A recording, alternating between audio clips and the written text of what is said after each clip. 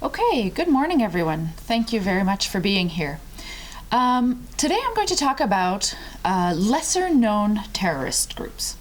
So generally in this day and age when we think of terrorist groups, we think of ISIS especially. That's the most common one that we hear of today, also known as ISIL. We know of Al-Qaeda.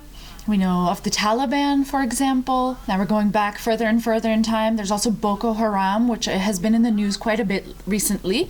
I believe they abducted or tried to abduct girls again. And a couple of years ago, they abducted an entire school of girls. So these are the terrorist groups that we're most familiar with today in 2018. But there are some lesser known terrorist groups too. Now, maybe we haven't heard too much about them because they used to be more active in the past and now they're sort of dwindling. And perhaps the attacks that they carry out don't have as much international, or rather don't have international consequences the way that ISIS does. So today I'm going to talk about a terrorist group called the Shining Path. In Spanish, it's Sendero Luminoso. This is a Peruvian terrorist group. And I'm also going to talk about a similar terrorist group in India. These are the Maoist rebels. They're both offshoots of communist parties. I'm just going to turn down the volume here. It's a little bit distracting. Okay, so let's start out talking about Shining Path or Sendero Luminoso. It was founded in 1970. And it was basically an offshoot or a faction of the Communist Party of Peru. The basic principles were Maoism. They were believed in Maoist ideology, for example, the class struggle, getting rid of the bourgeoisie, getting rid of sort of intellectual superiority, financial superiority, basically bringing down all the differences between classes. This group used guerrilla tactics and terrorism. The name for this group comes from a quote from the founder of Peru's first Communist Party. He said, "Marxism-Leninism will open the shining path to revolution." So that's where the name comes from, Shining Path. This is the founder. His name was Abimael Guzmán, and spoiler alert, he ended up going to prison. But this was him. This is a picture of him in his younger days at the start of the party. He was a longtime communist. He was a former philosophy teacher, and he really recruited a lot of students. Basically, this was a movement that was very popular amongst students. As I said, they were really fans of the Maoist ideology. They believed in Mao Zedong, as I said, class struggle, getting rid of the bourgeoisie, and they wanted to replicate China's cultural revolution in Peru. They also based some of their ideology on Stalinist Russia and the Khmer Rouge regime in Cambodia. Their supporters were mainly students, peasants from rural areas, and indigenous people. So as you can see, these are generally groups of people that are quite poor. They don't have a lot to lose by endorsing this philosophy. They carried out bombings, murders, assassinations, you name it. They acquired significant swaths of territory in Peru as well, just sort of increasing with every decade the amount of territory that was under their control. They destroyed major infrastructure in the country, such as power plants. And they were sort of indiscriminate in their attacks. So it didn't bother them if they killed foreigners that worked in Peru, tourists that were visiting Peru. They even killed other Marxists because they believed that their ideology wasn't pure enough. They killed union leaders, civilians, in the hundreds. Now, the government did try to react, but what they ended up having to do in order to bring down this movement was to award the military lots of authority that the military didn't used to have. And so what happens, of course, is that the army committed its own abuses in retaliation. There was a lot of disappearances, a lot of rapes. Basically, the government went too far in its response to this group.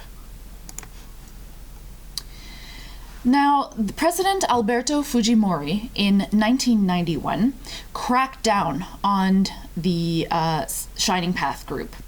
And he gave a lot of power to military groups, and he authorized the use and the formation of self-defense groups in rural areas. So people were allowed to make their own little armies to defend themselves from the Shining Path. Unfortunately, there were human rights abuses, significant human rights abuses on both sides. As I mentioned, Guzmán was captured eventually in September 12th of 1992. And years later, in 2003, there was a Truth and Reconciliation Commission, and it was found that 69,280 people died or were made to disappear between 1980 and 2000.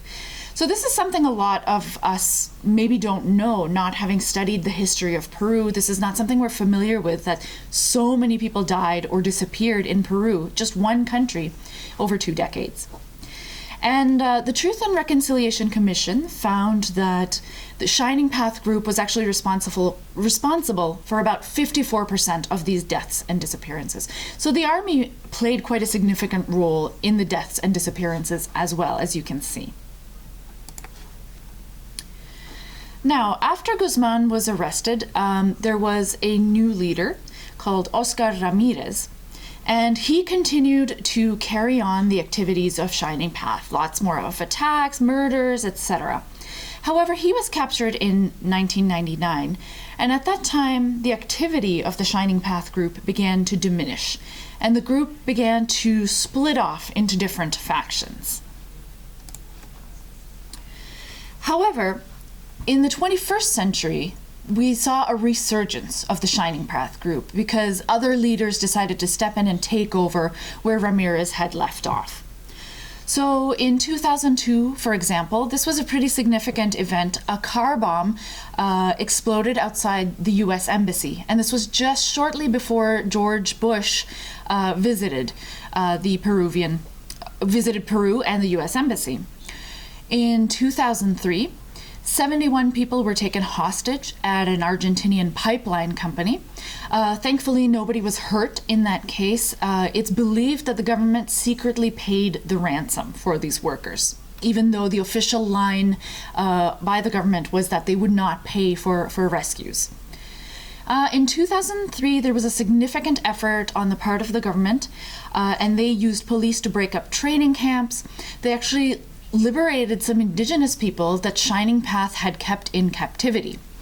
And actually, a lot more stories are coming out now by members of Shining Path. A lot of young children who were recruited as children, who are now, of course, adults, and they're saying that they were recruited as children and they were made to carry out horrible actions. They were sexually abused, emotionally abused, and basically did not want to be there, but were forced to be soldiers for Shining Path. In 2004, I believe, the leader of Shining Path at the time tried to negotiate with the government and tried to ask for amnesty. And the government basically said, no way. So after that, Shining Path continued with its activities. They refused to participate in any sort of political arena. Throughout their history, they've refused to participate in any sort of political arena, although they were given the choice in the 80s. They were told that they could form a political party and take part in the process, but they refused. So to this day, there are 1 or 2 terrorist events carried out by Shining Path every year. We just don't hear about them because they're sort of on a smaller scale, a smaller number of people killed, and it's always within rural areas in Peru. Most recently, in March 2017, Shining Path snipers killed 3 police officers. Now I'm going to talk about the Maoists in India. As I was growing up, because my parents are from India, they would sometimes tell me about the Maoist group. I didn't really know anything about it or its ideology, so I actually had to do some research for this presentation. So it similarly started as an offshoot of a communist party. As it says on the slide here, the communist political movement in India started in the 1920s, and it was due to the anti-colonial struggle, because India used to be ruled by Britain, as I'm sure you know. But the group, as a terrorist group, did not really take hold or become very active or present until after independence in 1947. So I've put the same deal here at the top of the slide because essentially they had the same modus operandi as Shining Path. Their party statement says, the immediate aim of the party is to accomplish the new democratic revolution in India by overthrowing imperialism, feudalism, and capitalism. And the ultimate aim of the party is to bring about communism. And their party statement remains the same to this day. The Maoists have an armed wing called the People's Liberation Guerrilla Army, the PLGA. And it's estimated, although there are no definitive numbers, it's estimated that there are between 8,000 and 10,000 members of the PLGA. So it's not an insignificant group. This is a map that shows the Maoist conflict in India and the areas where this has happened. My family is actually from this area, so there's a little bit of activity, but not to the extent that you see over here. So I'm going to conclude by saying that we are all familiar with a lot of terrorist groups today, but they're very specific ones because of the sort of attacks that they carry out. We're familiar with ISIS and the Taliban and Al-Qaeda and Boko Haram, for example. But there are other smaller terrorist groups, and usually they're operating within their own countries. And I've given you some examples here today.